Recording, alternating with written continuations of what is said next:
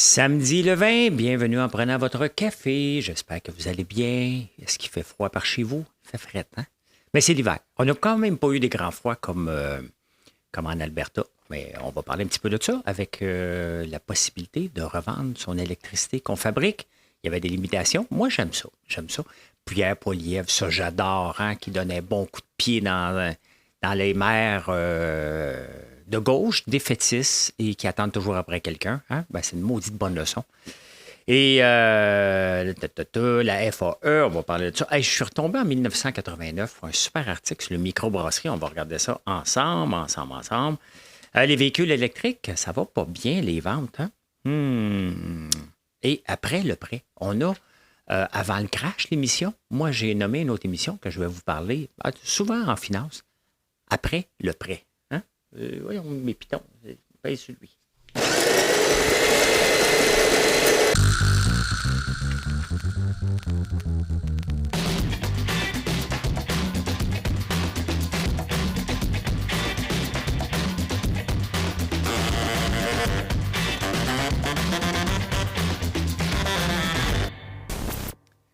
Ben oui, après le prêt, on va parler de ça. Qu'est-ce que c'est ça, cette affaire-là? Hein? Qu'est-ce que c'est ça, cette affaire-là? Try later. Hein? OK. All right. On passe ça, mesdames et messieurs, dans un instant. Ça va commencer. Ben l'instant, il est là. Nordvolt. Hein? Nordvolt est obligé d'arrêter son carnage le temps qu'il y ait une déposition en cours. Tu sais, à un moment donné, il y a le BAP. Il y a beaucoup, puis on parle d'améliorer la construction puis d'accélérer. Hein? Poilievre va taper, on va revenir dessus. Mais en même temps, il y a quand même un minimum de choses à respecter avant de construire. Comment ça se fait que Nordvolt est capable d'acheter un terrain et couper tous les arbres matures, tout saccagé dans des milieux humides? Bien, il a acheté le terrain en fonction d'aller se bâtir. Donc, ça devrait être ça. Mais qu'est-ce qu'on devrait faire? Est-ce que le BAP devrait changer quelque chose? Le Bureau d'audience publique sur l'environnement, est-ce que ça va être je me suis presque repris, ça va être un ramassis de tout le monde qui a son opinion et on n'est pas capable d'avancer. Il faut voir. Mais est-ce que c'est la goutte qui va faire déborder le vase? Parlant de déborder le vase, hein, Nordvolt vient de lancer une usine aux États-Unis, en Allemagne. Il y en avait une en Suède. Là, il est rendu en Allemagne aussi. Ils ont donné seulement 902 millions pour une usine comme la nôtre que nous. Là, les chiffres sont mélangeants parce qu'on a donné 7 milliards tout de suite. Mais là, j'ai relu dans les journaux ce matin 32 milliards. Il y a eu un autre 13 milliards pour Volkswagen, Stellantis. C'est hey, moi aussi, Honda, Toyota, ils disent hey, moi aussi, je m'en viens. Hein? Donc, on ne sait pas combien, mais on le sait qu'on a payé pas mal trop cher à cause de Biden avec l'Inflation Reduction Act. Et il ne faut pas oublier que l'argent qu'on donne est conditionnel aussi si ça dure aux États-Unis. Si ça arrêtait, tout ça arrête. Hein? Vous allez voir les entreprises se pousser en tabarnouche si ça arrivait. Tu sais, mettons Trump rentre, là. Ben, qu'est-ce qu'il va faire? Mettons qu'il dit, moi, l'Inflation Reduction Act, ça n'a pas de bon sens, je mets la hache là-dedans. Et c'est le danger de toujours dépendre avec des subventions. Pourquoi vous pensez que je me tiens loin des subventions? C'est déjà assez difficile rouler une entreprise que s'il faut que tu dépendes de la politique en plus puis des humeurs à chaque 4 ans, parce qu'une entreprise, ça ne se bâtit pas sur 4 ans. On est encore au tout début. À chaque fois qu'on fait un nouveau move dans une entreprise, c'est 7 ans à chaque fois, à peu près. Ça peut être plus vite, mais c'est à peu près la norme de voir. Peut-être que j'ai entendu un bruit. OK. Je fais de la couffaine, mais là, j'ai entendu un autre bruit. Voyons, as-tu des bruits ici? Pas de bruit? Pas de bruit? OK. Ça n'a pas de sens. Excusez, on est en direct ici, Pierre Bruno. Hein? Donc, j'ai hâte de voir quand même comment tout ça, ce monstre-là va se dérouler. D'ailleurs, ben tiens, je vais en parler tout de suite. Le coût d'opportunité raté par les subventions. Le gouvernement et les études ont prouvé que de donner des subventions aux grandes entreprises, ce n'est pas payant. En 2016, Trudeau avait mis un nouveau bracket d'impôts pour aller chercher de l'argent dans les plus riches, 2,86 milliards. Et cet argent-là, puis les plus riches attendent un peu. Les profs font toute partie de ce bracket-là en ce moment. Là. Et ce qui arrive, c'est que lorsqu'on augmente les impôts, qu'est-ce qui se passe? Les gens vont acheter moins d'épicerie, vont remplacer moins d'autos. Ceux qui veulent se lancer en affaires, c'est bien bizarre, j'entends des bruits ici. Je vais juste voir si c'est pas ici, moi, le mettre ça en attendant. Et ça aussi, c'est bizarre, mais bon. Le coût d'opportunité raté, et c'est ça qu'il faut retenir, c'est que l'argent qu'on donne à des subventions, il faut qu'elle soit payée par quelqu'un. Et c'est qui c'est quelqu'un-là? C'est le contribuable. Donc, si le contribuable n'a pas d'argent, puis je ne m'endure pas comme ça, my God, on va vivre avec les bruits. Si le contribuable est siphonné, bien, il ne se lancera pas en affaires. Il n'achètera pas plus d'auto. Et pendant ce temps-là, on donne à des gros montants des subventions. Ça ne marche pas. C'est un jeu. Ah, c'est dehors, OK. C'est un jeu extrêmement dangereux que le gouvernement joue en ce moment avec notre argent. C'est tous nous autres qui subventionnent ça. Il ne faut pas l'oublier. Le gouvernement n'a pas d'argent autre que celle des contribuables. Il n'y a pas de... Tu sais, avant, il y avait Petro-Canada, il y avait Air Canada, il y avait des revenus. Mais là, l'argent vient de nos taxes. Hein? Donc, le gouvernement n'a pas d'argent. Il nous taxe de plus en plus pour subventionner. Pendant ce temps-là, il emprunte encore parce qu'il va en donner encore plus. Donc, c'est un coût d'opportunité raté qu'il y a parce qu'on fait des choix. On est obligé. Il y a peut-être quelqu'un d'entre vous qui ne pense pas qu'il voudrait se lancer en affaires, tout simplement parce que ses finances ne le permettent pas. Parce qu'il est obligé de payer autre chose. Rajoute à ça, en plus de ça, la crise du logement qu'on a en ce moment, bien, ça va vite. Hein? Pendant la crise du logement, que j'ai adoré Pierre Poilievre jeudi soir. Lorsqu'il a envoyé, jeudi après-midi, lorsqu'il a envoyé sa bombe, il a dit les maires de Montréal sont incompétents. Après ça, il a dit le maire de Toronto, puis le maire de Vancouver. La mairesse de Toronto, l'ancienne femme à Jack Layton, avait augmenté les taxes à 10,5 %. Ils sont complètement tombés sur la tête. Montréal est en train de se vider. Et ce qui est spécial, hein, c'est qu'on manque de logements alors que le prix des maisons est à la baisse. Donc, on reçoit des immigrants, puis il faut en recevoir, on ne fait pas assez de bébés. Donc, il faut pas... faut trouver une solution, mais on a besoin des immigrants. Le problème, c'est que qui vient ici, hein? Et comment ça se fait qu'on n'est pas capable? J'écoutais une entrevue de Luc Poirier qui dit, moi, venir à Montréal, on est supposé être répondu à 75 jours et ça prend 1 an et demi, 2 ans pour avoir un projet. Puis après ça, si une virgule à changer, ça attend tout le temps. Donc, on est pogné avec ce qu'on dit en anglais, du red tape. Ça ne finit plus. Tout le monde va avoir raison. Tout le monde va analyser. On a créé des monstres qui est contre-productif et Valérie Plante n'est pas capable de s'en rendre compte. Bruno Marchand n'est pas capable de s'en rendre compte. Ils ont tous été offusqués. Alors que Pierre Poilievre a raison. Vous le savez qu'il a raison. Ça fait mal des fois d'être d'accord avec quelqu'un. Des fois, vous n'êtes pas d'accord. Vous êtes d'accord avec moi, puis vous êtes obligé de dire. Hein? Pour une fois, je suis d'accord avec lui. Bien, Pierre Poilievre, pas parfait. Il n'y a jamais personne de parfait, mais j'aime bien mieux quelqu'un qui nomme les choses. Si on veut régler une situation, il faut nommer les choses. Et c'est ce que Valérie Plante ne fait pas. Bruno Marchand, je ne le connais pas. Mais à un moment donné, il faut que les villes soient plus proactives et arrêter de mettre des bâtons dans les roues. Il ne faut pas revenir à de l'urbanisme tout croche, là, mais quand même, entre les deux, je pense qu'il y a de la place pour laisser la place à l'entrepreneuriat. Et bravo, bravo, bravo, j'adore.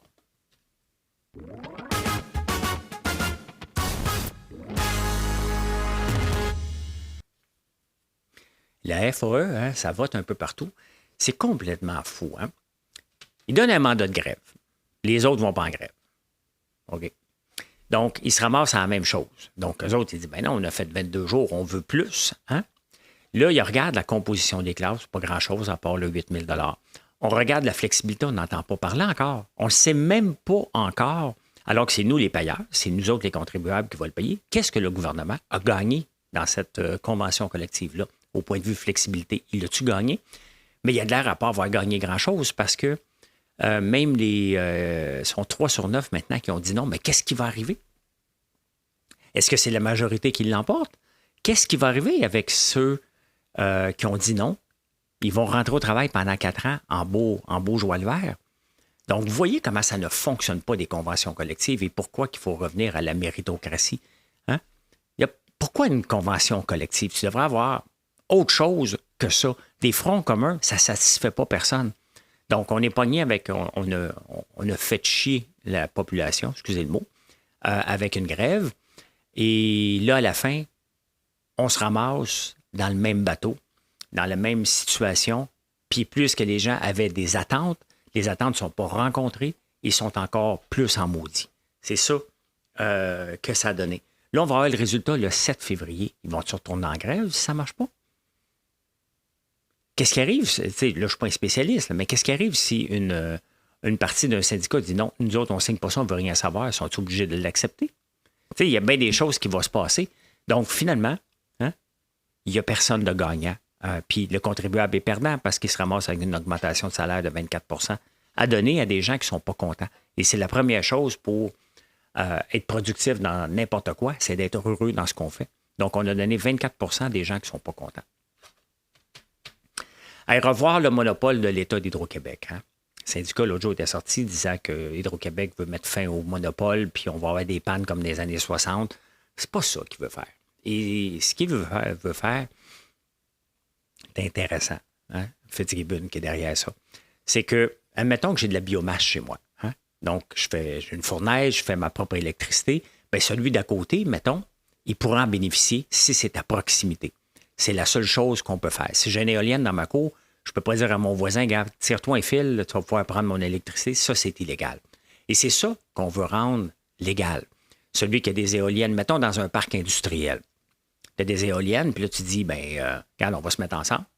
On va se bâtir une éolienne, mettons. Ou il y a quelqu'un qui dit, regarde, il y a 20 entreprises, j'ai une opportunité et je vais vendre l'électricité à ces gens-là. C'est ça qu'on veut revoir.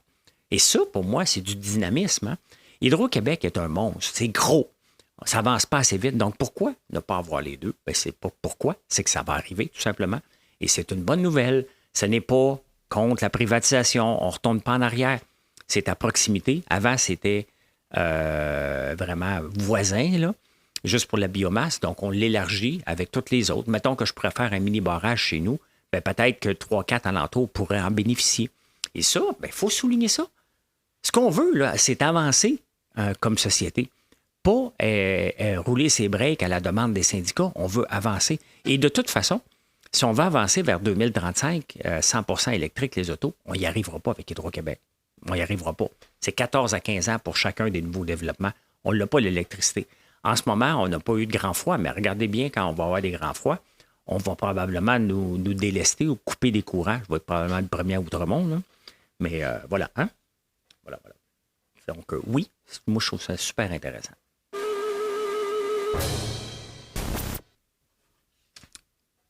Aujourd'hui, je vous amène... Viens, un nouveau jour va se lever, son repas. Je m'amène ici. On est en 1989, le 20 janvier 1989.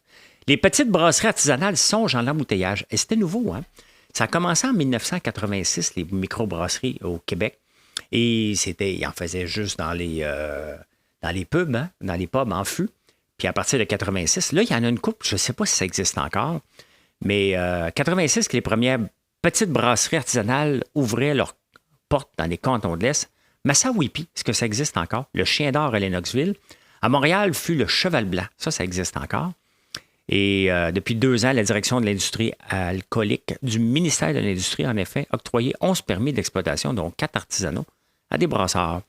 Donc, c'était nouveau. On le sait, l'ampleur que ça a pris maintenant, les microbrasseries. Donc, je trouve ça super intéressant.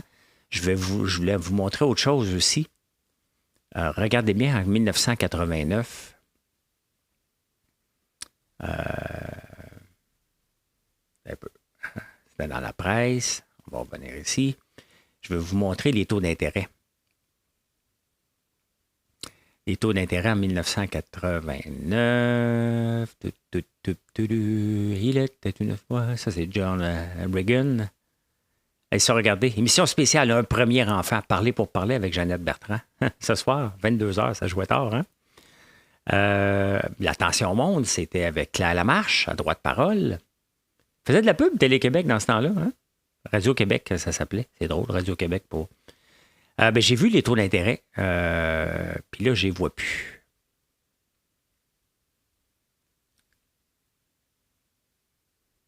Bon, écoutez, les taux d'intérêt étaient de 10 en 1989. Voilà, je voulais vous le montrer, mais je ne l'ai pas. On s'en va en finance.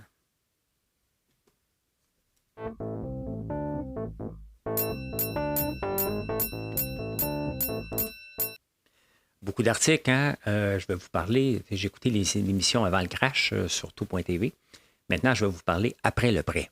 Parce qu'on là, on va en entendre beaucoup parler. Le prêt, c'est terminé. C'était le 18 que ça devait être remboursé. Bon, on est le 20. Donc, qu'est-ce qui arrive? Hein? Est-ce que tous les magasins ont fermé? Hein? Donc, on sont allés chercher un prêt à 5 %.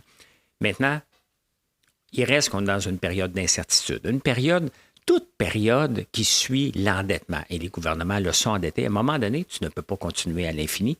Donc, à un moment donné, quand on devient plus tranquille, ça veut dire moins de croissance, moins d'évolution. Donc, tu prends les breaks, à un moment donné, tu veux lancer un nouveau produit parce que, tu sais, j'en ai lancé beaucoup de nouveaux produits. Là. Allez voir françoislambert.one, c'est énorme. Au point de vue cash flow, c'est tellement difficile à gérer. Là. On a beau être une entreprise qui a 5 ans, de ne pas avoir de dette, mais on ne roule pas sur l'or. Le compte de banque est toujours à sec là, parce qu'on a de la croissance. Puis, à chaque fois qu'on achète, mettons, des sacs pour le popcorn, il faut en acheter un an d'avance pour profiter de l'économie d'échelle, pour être capable de vous offrir un prix. Mais cet argent-là, c'est de l'inventaire, ça dort. Donc, c'est ce qu'on va voir en 2024. Puis ça fait longtemps, je vous le dis, c'est une année de transition. Une année où la pandémie, beaucoup d'argent du gouvernement, hein, on est zombies. Plusieurs entreprises sont zombies, ils roulent comme si l'entrepreneuriat, c'est facile. Non, c'est difficile. Donc là, on va peut-être réduire, calmer, couper les heures d'ouverture, même la SAQ dépôt. Donc, c'est normal et c'est voulu. Hein? Il y a une entreprise qui va fermer, il y en a une autre éventuellement qui va ouvrir, tant et aussi longtemps qu'il y a un besoin. Il y a des entreprises qui sont en affaires tout simplement parce qu'il y avait de l'argent facile, c'était facile, le marché avait changé. Maintenant, bien, ils reviennent dans la réalité. Et est-ce que les clients en ont besoin de son produit? C'est juste ça qui est important. Et on va le voir. Donc, je vais en parler presque à tous les jours, le jour d'après. Hein, quand il va y avoir une fermeture d'entreprise ou qu'est-ce qui se passe, comment on doit s'adapter à ces situations-là qui vont être peut-être plus difficiles pour certaines entreprises, mais il reste que moi, j'ai encore une croissance phénoménale. Mais vous le voyez, l'effort que je fais. Juste avant d'en enregistrer, Mathieu, mon gars, il me dit, tu lâches pas, hein, tu travailles tout le temps. Bien, c'est ça. Hein? Je travaille, je pense, efficacement pour vous faire connaître nos produits, pour faire partie de votre vie. Mais ça, c'est un instant. C'est 7 jours sur 7, tout le temps, tout le temps, tout le temps. 15-16 heures par jour, c'est pas donné à tout le monde. Donc, il y en a qui se tannent de ce style de vie-là. Moi, je le savais que je rembarquais dans ce style de vie-là il y a 5 ans. C'est un style de vie que j'aime, que certains entrepreneurs aiment aussi. Donc, mais c'est ça qu'il va falloir regarder, en tout cas pour 2024. Hein? Ah, le PQ, hein? Le PQ vient de perdre des points avec moi. Puis j'espère avec beaucoup d'entrepreneurs. Puis je vous dis pourquoi. Le Parti québécois dit, si je rentre au pouvoir, il faut protéger nos journaux. Donc, toute entreprise qui va faire de la pub en ligne, mettons Google, Meta, puis tout ça, au lieu dans les journaux locaux, ils n'auront pas le droit de déduire leurs dépenses de marketing. Bon. On m'a souvent proposé de faire des pubs dans le Journal de Montréal ou dans la presse. Hein? Une page complète, c'est 4 500 $. Vous savez combien que je peux faire avec 4 500 $ en ligne? Je paye 5 $ par jour pour une pub sur Google. Si vous venez sur mon site, puis vous naviguez ailleurs après, vous allez voir mon site passer. Ça me coûte 5 $ par jour. C'est le plus grand investissement que je peux faire. Donc, et il est rentable, je suis capable de le mesurer. Pour voir si je vais les payer, c'est pas beaucoup, le 5 $ dans mon cas. Là. Puis pour n'importe qui, c'est pas beaucoup. Mais pour voir si je vais les payer 4 500 $ pour one shot, vous voyez qu'il ne comprend rien. Hein? À un moment donné, avant de dire des niaiseries de même, là moi, je suis un petit, là, mais les entreprises, pourquoi qu'ils vont en ligne? Parce qu'il y a un retour sur investissement. Du marketing, ce n'est pas une dépense, c'est un revenu. Tu dois dépenser moins d'argent qu'est-ce qui t'en rapporte. Et il ne comprend pas ça. Il ne comprend pas. Donc, sincèrement, on ne peut pas mettre un gouvernement comme ça au pouvoir. On veut sortir Valérie Plante puis les maires gauchistes des villes.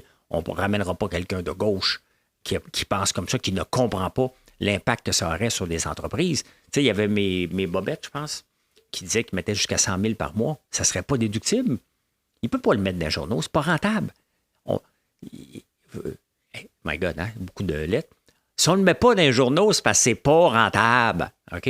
Point final, on ne peut pas le mesurer. That's it, that's out. Non, voilà. Hey, je vous amène maintenant aux ventes de véhicules. Aux ventes de véhicules en Europe. Regardez ça. Hein? Pourquoi? Parce que les subventions données ont diminué un petit peu. Donc, tu sais, on essaie de pousser dans la gorge des autos électriques. Et c'est compliqué au point de vue de la batterie. Hein. L'autonomie est un gros problème, partout. Et ça coûte cher. Ça coûte très cher. Il faut écouter Alexandre Bilodeau qui est allé en Suisse. Ça a coûté jusqu'à 110$ pour recharger sa batterie. Et c'est pas partout que ça marche. Donc, on est encore au premier balbutiement, mais on veut que tout le monde participe. Et normalement, la courbe d'adoption d'un nouveau produit, c'est extrêmement long. Donc, regardez, hein, entre décembre 2022 et décembre 2023, au total en Europe, 193 000 unités ont été vendues, donc auto, contre 161 000 un an plus tard. On est supposé être en pleine expansion. On a toutes des règles qui s'en viennent vers 2030-2035 et ça diminue. Regardez en Allemagne, hein, c'est la moitié moins. C'est énorme. En France, ça a monté. UK, ça a descendu. La Suède, ça a descendu. Puis même les Pays-Bas a diminué aussi. Donc, à la fin, il y a toujours un consommateur qui décide. Hein? Puis pour lui, il a beau essayer, puis il se dit, my God, non, c'est trop stressant. C'est stressant. On est un peuple anxieux et gérer la batterie d'un auto, on n'a pas besoin de... Moi, je n'ai pas besoin de ça pour tout de suite, en tout cas. Donc, je vais garder la mienne un bon bout.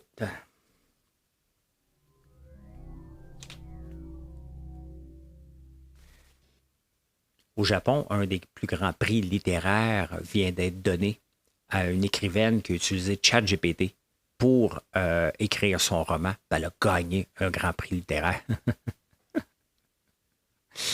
Là, maintenant, est-ce que c'est légal, pas légal? Est-ce qu'elle a le droit, pas le droit? Tu sais, même quand tu écris un roman, des fois, tu peux avoir de l'aide. Hein?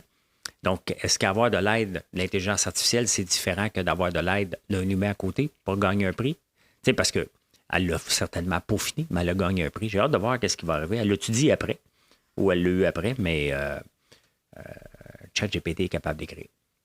C'est ça. Puis on n'est pas encore à ChatGPT 5, qu'on pense à ceux qui suivent l'intelligence artificielle de près, vers le mois de juin, à peu près, juillet, peut-être août, qu'on aurait la version qui est vraiment encore plus intelligente, parce qu'il était un peu niaiseux des fois, ChatGPT 4. Donc, voilà. Hein? Hey, une retraite de yoga, ça vous tente-tu? Qu'est-ce que vous avez à faire le week-end du 8 avril? Il y a une éclipse lunaire. Et Sophie, qui est une yogi certifiée, donc Sophie Grégoire, l'ex-femme à Justin Trudeau, va être un professeur de yoga dans une retraite à Lennoxville, je pense. Non, en Ontario. Quelque part. 750$. 3 jours avec Sophie Grégoire. Peut-être elle va faire pousser la note un peu. La la la la la la la. Pauvre Justin. Il a dû être gêné cette fois-là. Hein? Et en terminant, tu sais, des fois, quand on achète quelque chose, on est un petit peu gêné, là. Hein?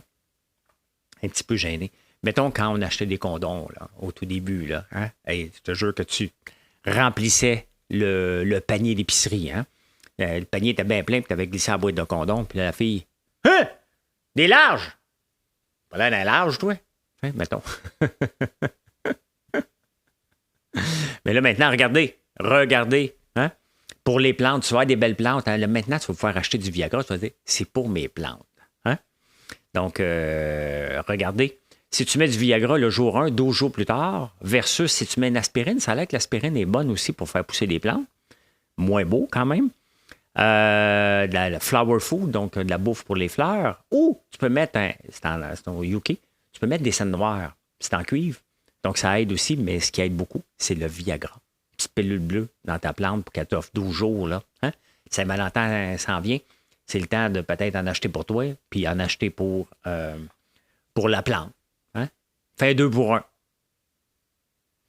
Je fais des blagues, là, mais j'utilise pas ça encore. Hein? J'utilise pas ça encore. Fait que, vous le savez, c'est ici que vous l'avez appris. Et je peux dire ceci. Mission accomplished. Ben, merci beaucoup d'être là. Merci. Bon samedi. Venez nous voir sur françoislambert.one et je vous souhaite une excellente journée.